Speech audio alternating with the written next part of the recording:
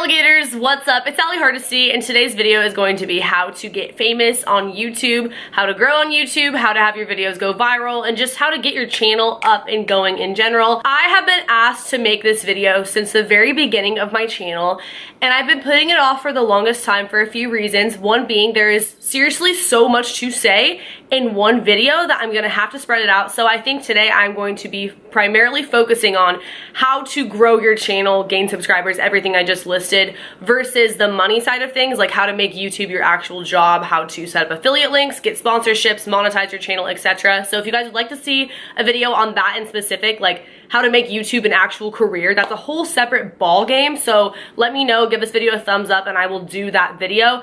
This is the second video in my series of like how to with social media vids. I did a how to get famous on Instagram video that actually is approaching 500,000 right now. So I was pretty impressed. I didn't expect it to do that well, but I guess a lot of people don't really talk about these things, or at least give like real tips.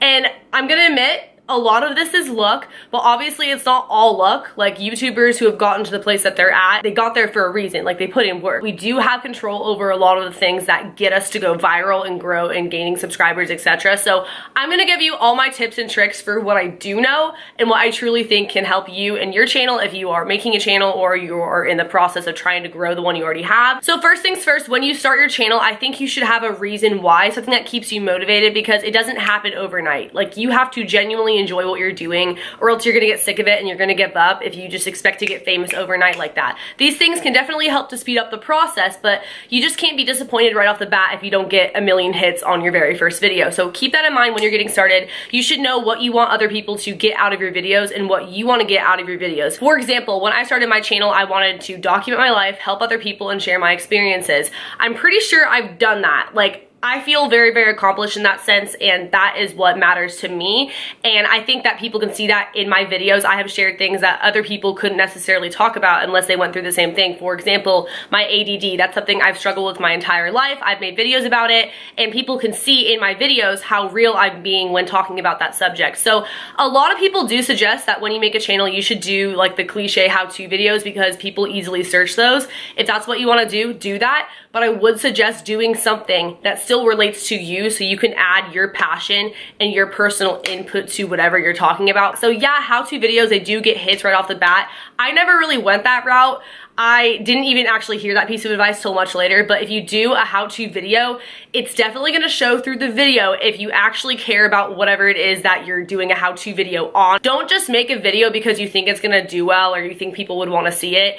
If that was the case, you guys, I would do a lot of certain types of videos that I've never done, or I would do more of, because I know that those are things that do well. But do what you personally have a passion for and wanna talk about and have experience with. Think of something that makes you unique and that people go to you for. If they have a question, they want to know how you have followers on Instagram. They want to know how you grew your hair out the way that you did. They want to know why you wear colored contacts and where you get them from and how you put them on, etc. If you're doing like a how-to kind of video, or if you want to do a story time, what is your go-to experience that you tell people when you meet them right off the bat? Like the craziest thing that's ever happened to you that people are genuinely interested in hearing about. Keep that in mind. Same thing with conspiracy theories. It has to be what you're genuinely passionate about and what people know you for, even if it's not on the internet yet. It could just be in your personal life, in high school, whatever it is. Don't feel awkward when filming. I promise I'm gonna get to the technical stuff later in this video, but don't feel awkward. I felt so weird talking to myself in a camera in the beginning, and it definitely showed. So think about what you notice and what you like in other creators, whether it's their editing style or the way they get really close to the camera, or the way they laugh, or they're super bubbly, or they make corny jokes, and try to incorporate that into your videos, because you know that you like seeing those in other people's videos. But be yourself. Don't try to be Jenna Marbles or Shane Dawson. Don't try to replicate someone else's content, because that's also going to show if it's not genuinely your personality. So be yourself, let it shine through your videos. It's okay to mess up. If you mess up really bad, you can easily edit it out, or you can just leave it in and it'll be funny. So have fun with it. Don't put yourself under a bunch of pressure when it's your first time filming, because I know I did. I felt like everything I said had to be perfect, and sometimes I still feel that way. So just know that you're in a safe place and that people ultimately will watch you for your personality, not just your content. So don't feel like you have to be a alien or a robot when speaking and sharing whatever it is that you have to say. You can mess up, you can make mistakes, you can burp, you can do this and that. If anything, it'll just make the content more relatable and funny. Once you get a decent amount of following, which I'll I'll talk more about how to do that. You're gonna wanna do a Q&A video because you want people to get to know you as a person. You don't have to do a Q&A, but I would definitely suggest opening up because it makes your relationship with your subscribers that much more closer if they know who you are, where you came from, why you're doing YouTube, what's your purpose on here, are you in school, how old are you, what's your favorite color, whatever. Just basically getting to know you as a YouTuber, because I know the people that I watch on a consistent basis, I feel like they're my friends, or at this point being a YouTuber, like they actually are my friends in real life, but that's because I've gotten to know them through their videos or outside of their videos because they're personable. The next thing is thumbnails, and arguably I feel like these could actually be more important than titles a lot of the time. I use PicMonkey. Pretty much every YouTuber uses PicMonkey. I use the free version. You can pay for the other thing if you want to, but I've never used it. I've never found it to be necessary, and you can just either screenshot the video or take a picture and then go on there, add emojis, edit it however you'd like to. And when I first started, I didn't even know that you could do this. I would literally just screenshot the thumbnail randomly in the video and slap emojis on it. So now I try a little bit harder than that because I figured out how to actually do that and how much it really does make a difference. I've also learned that less is more when it comes to thumbnails. Sometimes if you have a bunch of stuff on there, it looks way too overwhelming and people just won't click on it. Sometimes it also doesn't hurt to have something on the thumbnail, like in writing, that's different from whatever the title is. All of this works in conjunction to make your videos do well. Title, tags, and the description box. Those things, they need to match up. That's actually crucial. I learned this not even that long ago, and it has made a huge difference in my channel, in my videos, in my ratings, etc. So if you've noticed, a lot of the time YouTubers, they will put in the first sentence of their description box something having to do with the title. For example, this video is about how to get famous on YouTube. In their title, how to get famous on YouTube. And then in their tags, one of the tags will be how to get famous on YouTube. Because when it's in all different 3 places, when you search how to get famous on YouTube, your video will most likely be one of the first ones to pop up because it makes it that much more relevant. That's why you'll see a lot of repetitive tags and description boxes and titles, because it just makes it get up there when you search it that much easier. Also, Google keywords. I just started utilizing this. Like, to be honest, I could probably do a better job with it still, but if you go to a website called Google Keywords, you type in whatever it is that your video is about. For example, I did a video about how to get famous on Instagram. Type in Instagram. Some of the top search things are how to get famous on Instagram, how to grow on Instagram, how to edit pictures on Instagram. Of course, only if they are in fact relevant to the video, you talked about them in the video, etc. All those tags would fit, so I can slap them into the tag portion of the video, and then they're in there, so if people search for those, my video is also likely to pop up. Overall, I don't think tags matter as much, but they definitely help, especially all 3 together. And I'll let you in on another little secret. I didn't even know this when I started, but I used to give credit. In fact, I still give credit if my video was inspired by another YouTuber. For example, my confronting my ex with the other woman video. I saw Carrie Dayton, who I just did a collab with like a few weeks ago.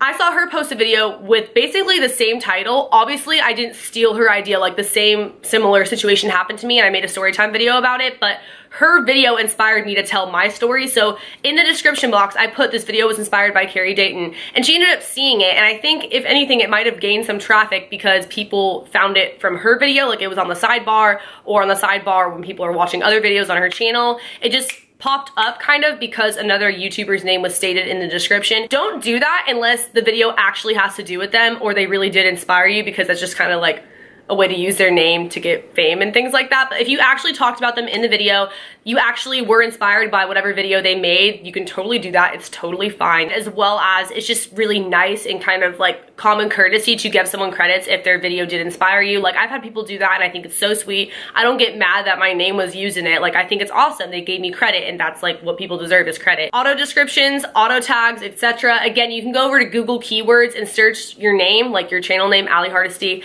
and all my most popular video titles will basically come up, or other things that people commonly search with my name. Those are my auto tags. So every single video, those are automatically in there. I don't have to go and individually type all of them. Same thing with my auto descriptions. I have all my social media, business inquiries, my email address, everything looks the same. And then on top of that, I just add whatever the video is about or other added links that I want to put in there. But it creates a lot less work for you in the long run if you are going to be consistently uploading. Also, make sure that your videos upload automatically to private. I mean, you don't have to, but I didn't even know you could do that for the longest time. So literally, if I put a video live, it would go up at like 3 in the morning if that's just like when I was uploading. Didn't make any sense. So putting them on private means that you can space them out better, which is what I do now. I more commonly have like 5+ videos unlisted or private on my channel before actually making them public for people to see live, like on YouTube. So that is never a bad idea. That way you can film a lot in bulk and spread them out and then film some more. Make sure that the titles and thumbnails are interesting. It doesn't have to be super clickbaity, but make it so that people at least want to click on it, you know, make it look nice. Cross promote, post your stuff on Instagram. If you don't want to post it on Instagram to mess up your feed or whatever, post it on your Insta story. Snapchat, now you can upload pictures from your camera roll. So I'll usually screenshot the video when it goes live and upload it that way. Or you can just take a video or picture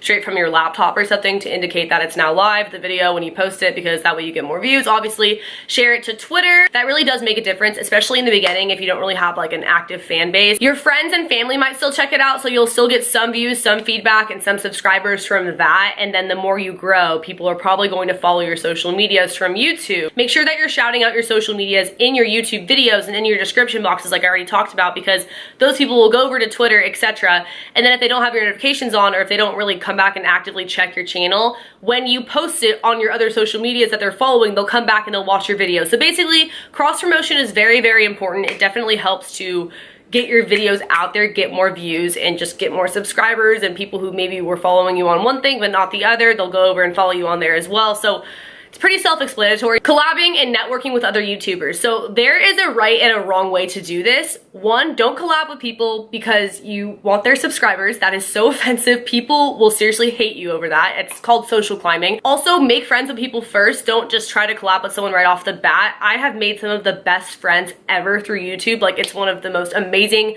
ways to connect with people in the whole entire world, especially because you have that common interest with them. And so not even just collabing with that person helps to grow both yours and the other person's channel, but just bouncing ideas off of each other, helping to learn from each other. Maybe they could teach you something that you didn't know and vice versa. It's just really great to be a part of the community. So make sure that you do dive in, DM people, at them, comment on their stuff, and get to know them. Also, commenting on people's videos, believe it or not, that actually helps people to come back to your channel. But don't be that person who comments saying self-promo, check out my channel. I personally never care when people do that. Like, self-promote on my video all you want, but it doesn't really get people to come to your channel unless you did a video very similar. It's more so if you get a top comment or you're showing support, people might click on your channel and go check it out as well, because I know I always read the comments. I don't know about you guys. I've definitely subscribed to people from the comments. If you genuinely enjoy someone's video, let them know. YouTubers really appreciate that, and it helps us trend as well. So you doing that, we're gonna pay it forward probably and check out your stuff at one point or another if we notice you, and other people who notice you in the comments. So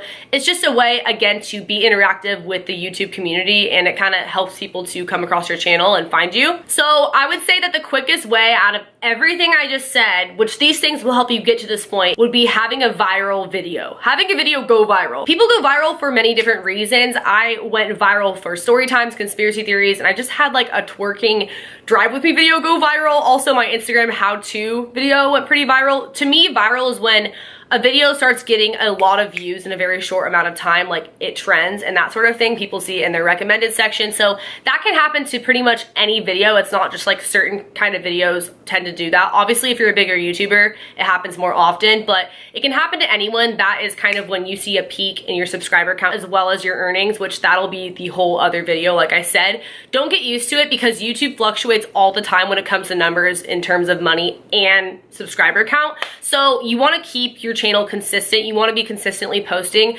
Do not have a dead channel, because to be honest, not only does that not provide your subscribers with content, but people will stop coming back because they know that you're not really going to be there, so they'll stop checking up on you. I know that I have YouTubers who I watch all the time because I know they're always posting. So even if I don't get a notification or I don't see that they posted a video, I'm probably going to go search their channel. Versus people who I know don't ever really upload, I kind of don't bother unless I specifically see a video and I'm like, oh wow, for once they uploaded. You know, nothing against that. Anyone can upload at their own pace. Also, I feel like sometimes people may upload too much. I had that problem in the beginning, so I do think it's good to find a balance in whatever you can juggle, because if you're posting videos all the time but they suck and they're rushed and you can tell that you're not genuinely enjoying filming, what's the point? Like, it'd be better to have high quality videos less often, obviously. But that being said, make sure that you are putting out content for people. You can do it where you're filming in bulk and spreading it out like I do, but if you just don't upload, people are not really gonna come back. You're gonna have a lot of dead subscribers, especially if it's right after you had a viral video. Notice what videos do well on your channel and continue to do them. Take note of what people subscribe to your channel for and make sure that you continue to post those kinds of videos, because that'll keep those views coming in. Like, when I do videos that have done well before, on my channel, they automatically get more views because that's what people subscribe for, you know? Also, try to make quality videos, exporting in the highest quality you can, like HD. I did not do that in the beginning because I didn't know how. I'll have all my links to everything I personally use below, like camera, lighting. I used iMovie for the first year of my YouTube career, and then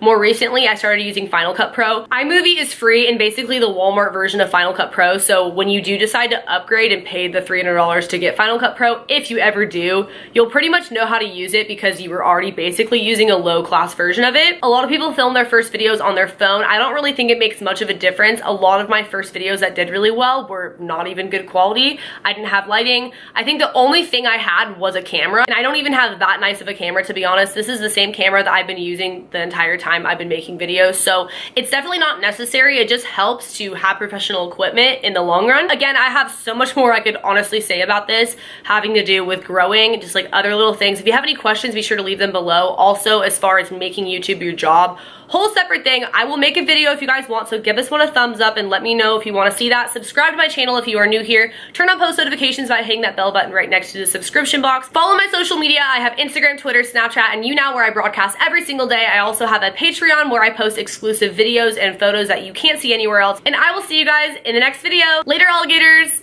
Bye.